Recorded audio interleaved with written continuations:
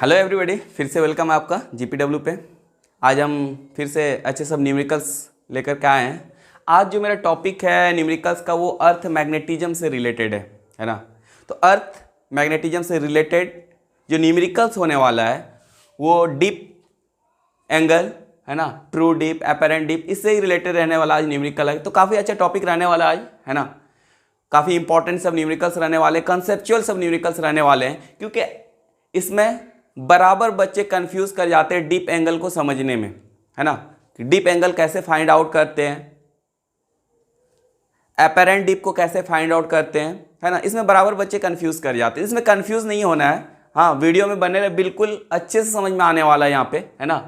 Deep angle, apparent deep angle और इससे related numericals. तो पहली बात है कि डीप एंगल होता क्या है। जब हम लोग मैग्नेटिक एक्सिस के, है ना, अलोंग हम लोग क्या करते हैं, एक प्लेन ड्रॉ करते हैं। क्या करते हैं, एक प्लेन ड्रॉ करते हैं, है ना। तो इस प्लेन में ये पार्ट जो बता रहा है ये horizontal component of earth magnetic field बता रहा है, और ये पार्ट जो बता रहा है वो vertical component of earth magnetic field को बता रहा है। जब इस जगह पे हम मैग्नेटिक कंपास को लाते हैं और वर्टिकली जब रखते हैं तो जिस एंगल से वो कंपास का निडल डिप करता है वही क्या कहलाता है, डीप एंगल। तो इसको हम इस तरह से समझ सकते हैं यहां पे,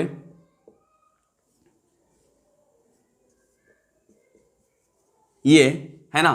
तो हॉरिजेंटल के साथ कितना एंगल बना रहा है यही एंगल क्या कहलाता है, मेरा डीप एंगल कहलाता है, जिसको हम लोग डेल्टा से डिनोट करते हैं, है ना। तो हॉरिजेंटल कंपोनेंट अर्थ का, अर्थ मैग्नेटिक फील्ड का हॉरिजेंटल कंपोनेंट के साथ टोटल मैग्नेटिक फील्ड कितना एंगल बना रहा है उसको हम लोग क्या बोलते हैं, डीप एंगल बोलते हैं, है ना। इसका डेफिनेशन भी है कि it is the angle made by direction of earth total magnetic field with the horizontal direction, है ना।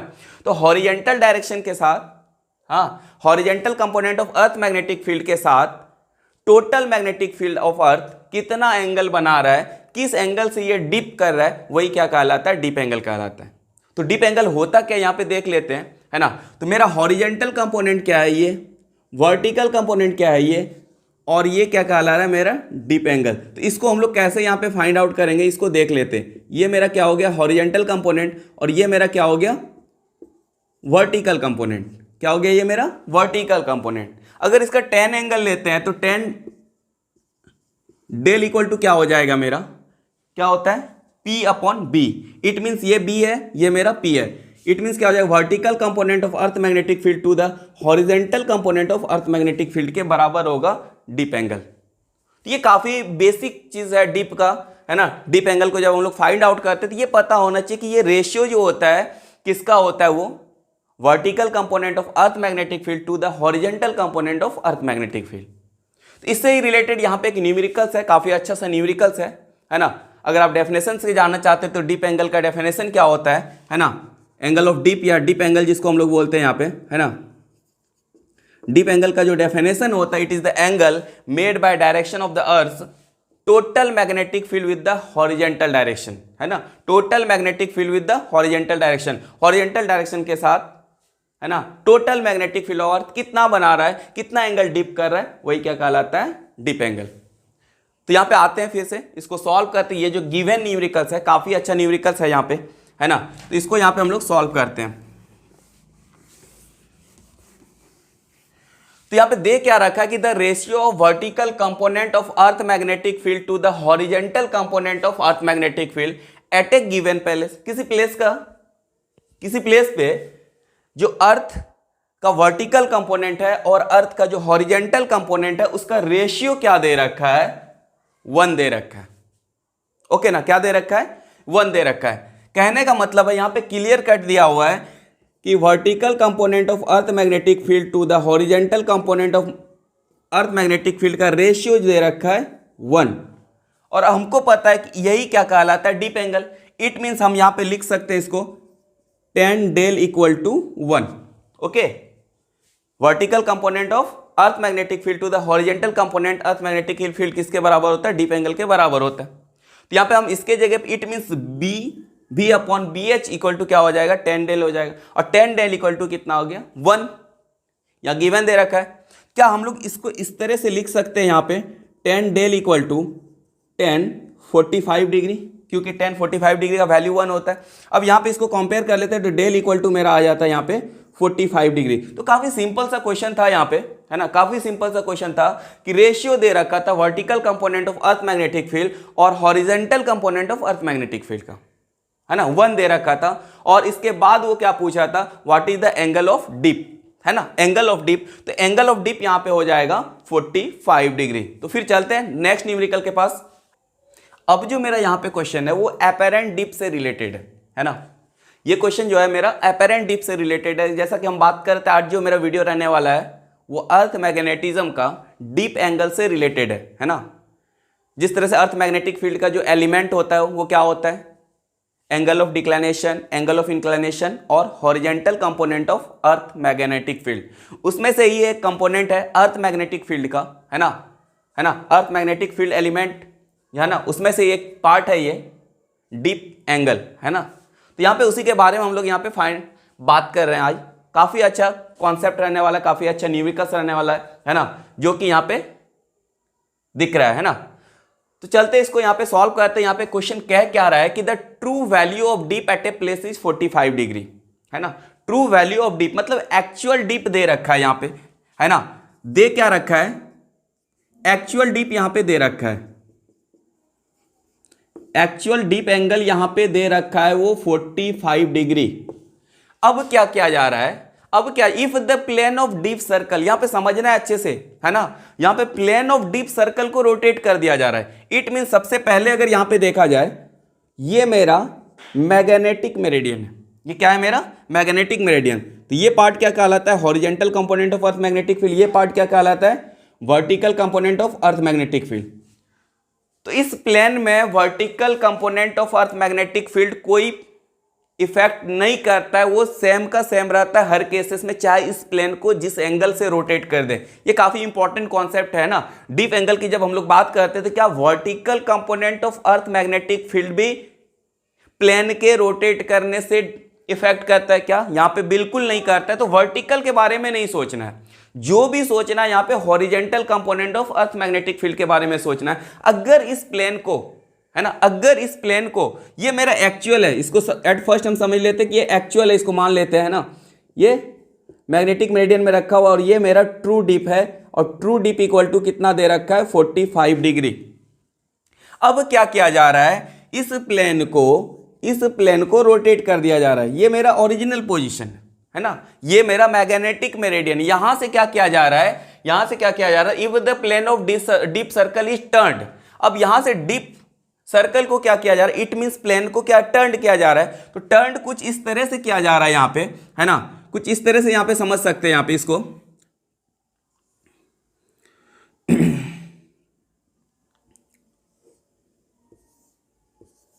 इस तरह से, है ना, इस तरह से। अब यहां पे डीप सर्कल प्लेन जो है, यहां पे डीप सर्कल है उसको टर्न किया जा रहा है कितना डिग्री पे, यहां पे 60 डिग्री पे टर्न किया जा रहा है। कितना डिग्री पे टर्न किया जा रहा है, 60 डिग्री पे। अब यहां पे हम क्या देख रहे हैं, वर्टिकल पे तो कोई इफेक्ट नहीं आ रहा है, वर्टिकल का कहानी तो सेम ही रह रहा है, लेकिन हॉरिजेंटल वाला जो मैग्नेटिक फील्ड है अर्थ का, वो भी क्या हो जाएगा, वो भी टर्न कर, इट मींस ये हो जाएगा मेरा यहां पे BH cos 60 डिग्री, है ना, BH cos 60 डिग्री। अब यहां पे क्या देखना है कि ये जो पूछा जा रहा है, यहां पे क्या पूछा जा रहा है, from magnetic what will be the apparent value of dip. Apparent value क्या होगा, है ना, अपेरेंट वैल्यू क्या होगा।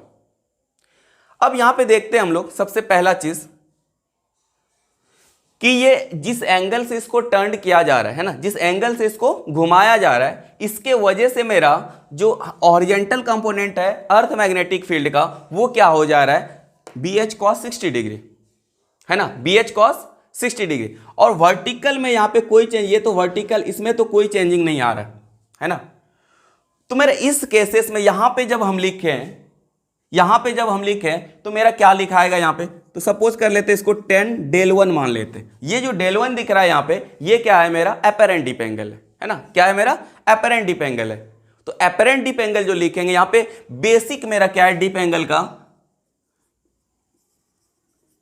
10 del equal to vertical component of earth magnetic field to the horizontal component of earth magnetic field. ये मेरा basic है। अब यहां से अगर हम बोले जब उस प्लेन को टर्न करें, मतलब 60 डिग्री यहां पे टर्न करें, तो इस केस में अब क्या लिखेंगे यहां पे, इस चीज को समझना है यहां पे, है ना, इस चीज को यहां पे समझना है। इस बार जो होगा वर्टिकल में तो कोई चेंजिंग नहीं होगा, इट मींस बी भी ही लिखेंगे हम लोग। लेकिन हॉरिजेंटल कंपोनेंट का कौन सा पार्ट होगा यहां पे, तो बी एच कॉस 60 डिग्री होने वाला यहां पे, बी एच कॉस 60 डिग्री, है ना, बी एच कॉस 60 डिग्री। अब यहां पे देख लेते हैं कि tan del 1 equal to B V upon B H into 1 by cos 60। इसको हम लोग क्या बोलेंगे, B V by B H को क्या बोलेंगे, ये चीज समझ में आना चाहिए। B V by B H को क्या बोलेंगे अब यहां पे, तो बी वी बाय मतलब vertical component of earth magnetic field to the horizontal component of earth magnetic field के रेशियो को हम लोग क्या बोलते हैं, ट्रू डिप बोलते हैं। क्या बोलते हैं इसको, ट्रू डिप बोलते हैं। इट मींस यहां पे हम लोग क्या लिख सकते हैं, tan del लिख सकते हैं into 1 upon cos 60 degree, 1 upon cos 60 degree.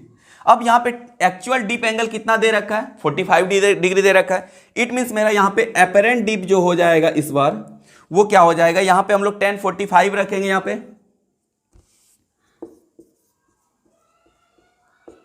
Into cos 60 का जो वैल्यू होता है वो कितना होता है, 1/2 होता है ना, 1/2 होता है कॉस 60 का वैल्यू।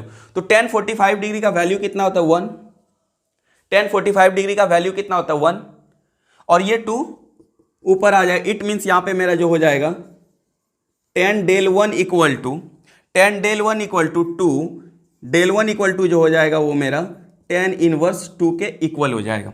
ये मेरा होगा अपेरेंट डिप, जो कि यहां पे सवाल पूछ रहा था कि अपेरेंट डिप क्या होगा। तो अपेरेंट डिप में क्या, हॉरिजेंटल कंपोनेंट का यहां पे ध्यान रखना होता है। आपका हॉरिजेंटल कंपोनेंट क्या बन रहा है, जब आप उस डीप सर्कल को जब आप रोटेट कर रहे हो, है ना, शुरुआत वाले पोजीशन से, इनिशियल पोजीशन से जितना डिग्री पे, उसी के अकॉर्डिंग यहां पे इसका हॉरिजेंटल कंपोनेंट चेंज हो जाता है। बाकी वर्टिकल सेम रहता है। तो यहां पे हम लोगों ने वर्टिकल को कुछ नहीं किया। तो इस तरह से यहां पे मेरा apparent deep angle find out हो गया। चलते फिर नेक्स्ट न्यूमेरिकल के पास। अब जो मेरे यहाँ पे न्यूमेरिकल्स है ये थोड़ा सा डिफरेंट है ना। यहाँ पे क्या है कि एक बार मैग्नेट को जब यूनिफॉर्म मैग्नेटिक फील्ड में रखते हैं तो उस पर टॉर्क क्या एक्ट होता है उसके बारे में यहाँ पे ये न्यूमेरिकल्स है मेरा, है ना। ये भी उसी से रिलेटेड है यहाँ पे, है ना, मैग्नेटिज्म से ही रिलेटेड है यहाँ पे, है ना। तो सबसे बेसिक कॉन्सेप्ट यहाँ पे हम सिखा देते हैं, यहाँ पे समझा देते हैं कि क्या है इसका बेसिक कॉन्सेप्ट, ऐसे न्यूमेरिकल्स को सॉल्व कैसे करना है ना। तो काफ़ी सिंपल है। बोर्ड के अकॉर्डिंग बोर्ड में ऐसे न्यूमेरिकल्स बराबर पूछे जाते हैं, है ना। बोर्ड के लिए ये काफ़ी अच्छा न्यूमेरिकल्स है ना। तो यहाँ पे देखते हैं यहाँ पे कैसे इसको सॉल्व करते हैं। तो सबसे पहले हम यहाँ पे एक यूनिफॉर्म मैग्नेटिक फील्ड रीजन ले रहे हैं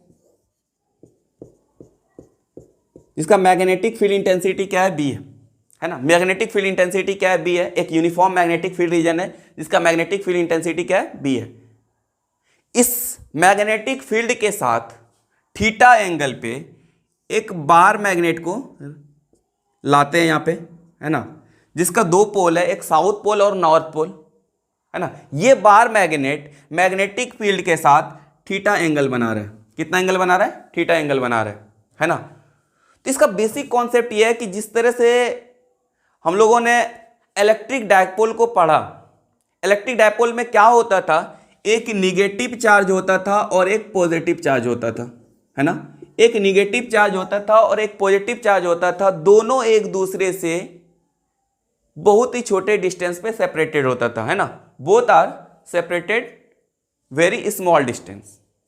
इस सिस्टम का नाम था इलेक्ट्रिक डायपोल। तो यहां पे भी वही कहानी है, मैग्नेटिक डायपोल मतलब साउथ और नॉर्थ के, है ना, एक मैग्नेट जिसका साउथ पोल हो, नॉर्थ पोल, इस सिस्टम का नाम क्या है, मैग्नेटिक डायपोल। तो दोनों कहीं ना कहीं सिमिलर है ना। तो जो रोल यहां पे निगेटिव चार्ज प्ले करता है इलेक्ट्रिक डायपोल में, वही यहां पे साउथ पोल रोल प्ले करता है। इस चीज को समझना है ना। जो इलेक्ट्रिक डायपोल में जो निगेटिव चार्ज रोल प्ले करता है, यहां पे मैग्नेटिक डायपोल में वही रोल प्ले करता है यहां पे साउथ पोल। और जो इलेक्ट्रिक डायपोल में पॉजिटिव चार्ज रोल प्ले करता है वही रोल यहां पे प्ले करता है नॉर्थ पोल। इस चीज को समझ लेना है अच्छे से, है ना। तो मैग्नेटिक डायपोल मूवमेंट एक वेक्टर क्वांटिटी है। जिस तरह से इलेक्ट्रिक डायपोल मूवमेंट क्या होता है, वेक्टर क्वांटिटी, तो मैग्नेटिक डायपोल मूवमेंट भी एक वेक्टर क्वांटिटी होता है। अब इसका डायरेक्शन क्या होता है, जिस तरह से इलेक्ट्रिक डायपोल का डायरेक्शन, इलेक्ट्रिक डायपोल मूवमेंट का जो डायरेक्शन होता था, इलेक्ट्रिक डायपोल मूवमेंट का जो डायरेक्शन होता था वो निगेटिव से पॉजिटिव की तरफ होता था। इसी तरह से यहाँ पे मैग्नेटिक डायपोल मूवमेंट का जो डायरेक्शन होता है साउथ से नॉर्थ की तरफ होता है। ये कुछ बेसिक कॉन्सेप्ट है, ये पता होना चाहिए, है ना। जब एक मैग्नेट को, हाँ, जब एक मैग्नेट को मैग्नेटिक फील्ड रीजन में, एक बार मैग्नेट को मैग्नेटिक फील्ड रीजन में लाते हैं तो उस पर एक टॉर्क एक्ट होता है ना। टॉर्क मतलब, कहने का मतलब है रोटेशनल फोर्स, मतलब उसको घुमाने वाला एक फोर्स एक्ट होता है ना। फॉर एग्जांपल ये मार्कर एक बार मैग्नेट है, इस पे अगर एक इस डायरेक्शन में फोर्स लगे और इस पे इस डायरेक्शन में फोर्स लगे, दोनों फोर्स का एक्चुअली लाइन ऑफ एक्शन अलग होने के कारण ये क्या करेगा, रोटेट करेगा, है ना। जब इसको इस तरह से करेंगे, यहां पे ये मार्कर क्या करेगा, रोटेट करेगा। क्यों रोटेट करेगा, क्योंकि नेट फोर्स तो इसका जीरो है ना। इस डायरेक्शन में जो फोर्स लगना है, इस डायरेक्शन में जो फोर्स लगना है, स्मॉल एम क्या, पोल स्ट्रेंथ है यहाँ पे, है ना। तो इस डायरेक्शन में जो फोर्स लगना, इस डायरेक्शन में जो फोर्स लगना, ये दोनों फोर्स मैग्नीट्यूड में तो इक्वल है, बट दोनों का डायरेक्शन अलग है। साथ ही साथ दोनों का लाइन ऑफ एक्शन क्या है, डिफरेंट है। दोनों का लाइन ऑफ एक्शन डिफरेंट है, इसलिए यहाँ पे एक, है ना, फोर्स बनता है। कौन सा फोर्स, रोटेशनल फोर्स। कौन सा फोर्स, घुमाने वाला फोर्स, जिसके वजह से ये बार मैग्नेट क्या करता है, रोटेट। इट मींस यहां पे हम बोल सकते हैं टॉर्क एक्ट होता है। टॉर्क एक्ट कहने का मतलब घुमाने वाला फोर्स। अब वो टॉर्क क्या होता है उसको यहां पे समझ लेते हैं। तो सबसे पहले एक बार मैग्नेट का मैग्नेटिक डायपोल मूवमेंट क्या होता है उसको देख लेते हैं, है ना। तो बार मैग्नेट का मैग्नेटिक डायपोल मूवमेंट एक्चुअल दोनों पोल के बीच के, है ना, दोनों पोल के बीच के डिस्टेंस को हम लोग 12 से डिनोट करते हैं। किससे डिनोट करते हैं, 12 से डिनोट करते हैं। और इसको बोला जाता है पोल स्ट्रेंथ। इसको क्या बोला जाता है, पोल स्ट्रेंथ। एक होता है साउथ पोल, एक होता है नॉर्थ पोल, है ना। तो मैग्नेटिक लेंथ एक वर्ड आता है ना, मैग्नेटिक लेंथ। तो जब भी ऐसा सब सवाल में दिखे मैग्नेटिक लेंथ, तो इसको अच्छे से समझ लेना ध्यान से। ये मैग्नेटिक लेंथ जब सवाल में दे दे तो कहने का मतलब वो 12 दे रखा है, एल नहीं, कंफ्यूज नहीं होना है। जब भी मैग्नेटिक लेंथ सवाल में दे, जब भी क्वेश्चंस में मैग्नेटिक लेंथ दे, तो इट मीन समझना है वहां पे क्या दे रखा है, 12। इट मीन्स नॉर्थ पोल और साउथ पोल के बीच के डिस्टेंस को दे रखा है ना, नॉर्थ पोल और साउथ पोल के बीच का। तो मैग्नेट का जो ज्योमेट्रिकल साइज होता है उससे कहीं ना कहीं छोटा होता है आपका मैग्नेटिक लेंथ, है ना। ज्योमेट्रिकल साइज से मैग्नेटिक साइज क्या होता है, छोटा होता है। तो इट मींस जब भी ये magnetic length they, it means 12 दे रखा है, ये चीज समझ लेना है। तो मैग्नेटिक डायपोल मूवमेंट क्या होता है ना, मैग्नेटिक डायपोल मूवमेंट को कैपिटल एन से डिनोट करते हैं, है ना। पोल स्ट्रेंथ इनटू दोनों के बीच का सेपरेशन के बराबर होता है ना। पोल स्ट्रेंथ इनटू दोनों के बीच के सेपरेशन के बराबर होता है। ये काफी बेसिक सब चीज था, है ना। ये सब चीज पता होना चाहिए ऐसे सब न्यूमेरिकल्स को सॉल्व करने के लिए, है ना। और बेसिक सारा क्या था कि जो इलेक्ट्रिक डायपोल में जो निगेटिव चार्ज रोल प्ले करता था वही यहाँ पे साउथ पोल रोल प्ले करता है। जो वहां पे पॉजिटिव चार्ज रोल प्ले करता था वही यहाँ पे नॉर्थ पोल रोल प्ले करता है ना। इट मीन्स यहाँ पे समझ लेना कि नॉर्थ पोल पे जो फोर्स एक्ट होगा, नॉर्थ पोल पे जो फोर्स एक्ट होगा in the direction of magnetic field, and south pole पे जो फोर्स एक्ट होगा opposite to the direction of magnetic field.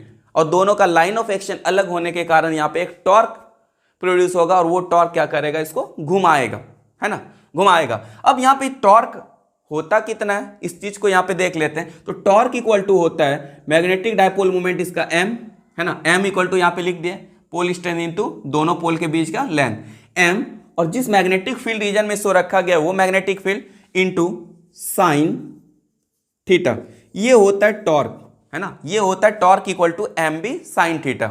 अगर यहाँ पे हम वेक्टर फॉर्म में हम बात करें तो टॉ इक्वल टू होता है यहाँ पे m क्रॉस b, है ना। लेकिन यहाँ पे तो एंगल दे रखा है, इट मीन्स मैग्नीट्यूड पूछा जा रहा है यहाँ पे, है ना। टॉर्क का इट मीन्स मैग्नीट्यूड नहीं पूछा, what is the magnetic movement of बार में, मैग्नेटिक मूवमेंट यहाँ पे पूछा जा रहा है। चलिए इसको देखते हैं। ये कुछ बेसिक कॉन्सेप्ट था, है ना, एक बार मैग्नेट को जब यूनिफॉर्म मैग्नेटिक फील्ड रीजन में रखते हैं तो क्या क्या होता है ना। ये कुछ बेसिक कॉन्सेप्ट था, इसको हम लोगों ने देख लिया। अब आते हैं यहाँ पे सवाल पे, है ना। अच्छा सा सवाल है यहाँ पे, है ना।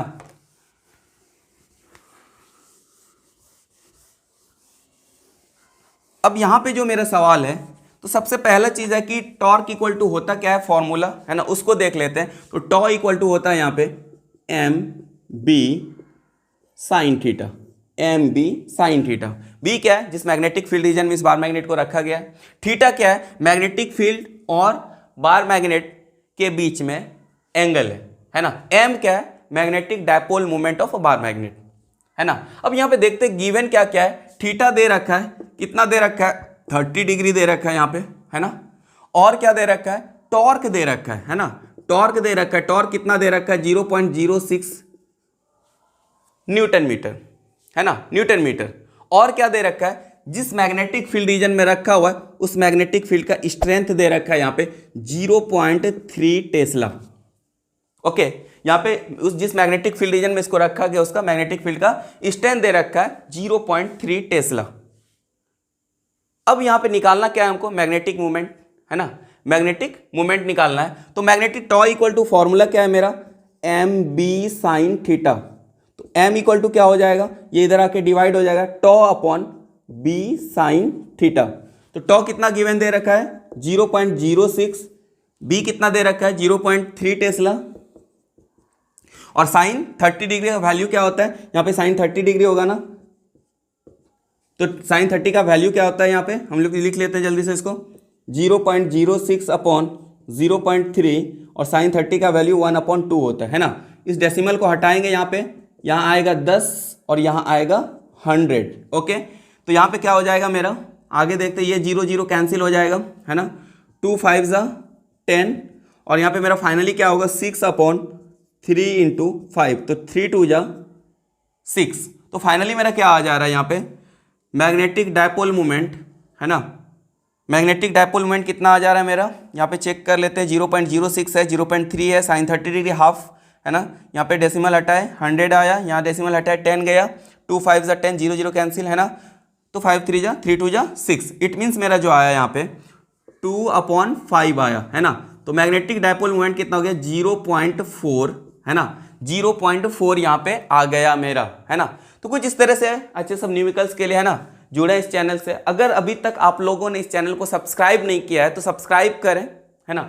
अगर लगता है कुछ अच्छा मिल रहा है कंटेंट तो जरूर सब्सक्राइब करें, है ना, लाइक और कमेंट जरूर करें, है ना। चलते फिर मिलते हैं नेक्स्ट वीडियो में।